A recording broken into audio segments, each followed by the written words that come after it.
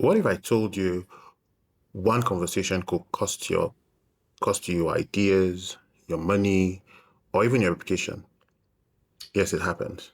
And that's why today we're talking about NDAs, non-disclosure agreements.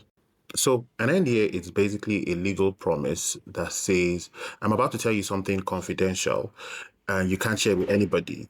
And once this is signed, it is just a trustworthy conversation any longer. It is backed by law. Now, what does an NDA protect? It's a lot more than people think. It can protect business ideas, trade secrets, client lists, financial transactions.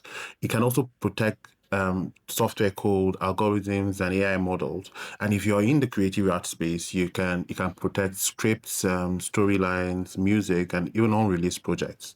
So basically, anything that you don't want anybody to know, but you know about, but you want to share with a specific amount of person or people, that can be protected by an NDA. So how does it work? So basically, the NDA set clear rules as to who is sharing what information, who is receiving it, what counts as confidential, how can it be used, who can it be shared with, if anyone, and what happens if somebody breaks the agreement.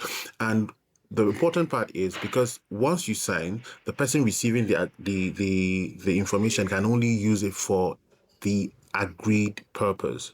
So basically, if they leak it or they share it to someone without your permission, it is a legal breach. So the question right now is, when should you use an NDA? Um, Basically, before you talk, not after. So before you share that startup idea, before you hire new contractors, before you share that creative idea, creative concept, before you enter into partnerships or serious investment conversation whereby you're going to share these secrets, you should sign an NDA before you start talking. Because the truth of the matter is, without an NDA, it is going to be harder to prove that what you shared was a secret and not just an ordinary conversational topic. And generally, there is no specific industry where an NDA cannot be used. It can be used in every kind of industry, be it from tech, law, creative arts, and so on and so forth. So finally, an NDA is as strong as it is well written. If you have a poorly drafted NDA or a vaguely drafted NDA, it just gives you false comfort and it doesn't protect you as it should. So if you're in the creative arts industry, if you're in the tech industry or the business industry, you need to know that it is essential to have NDAs in your business and also know how they work. Thank you. Bye.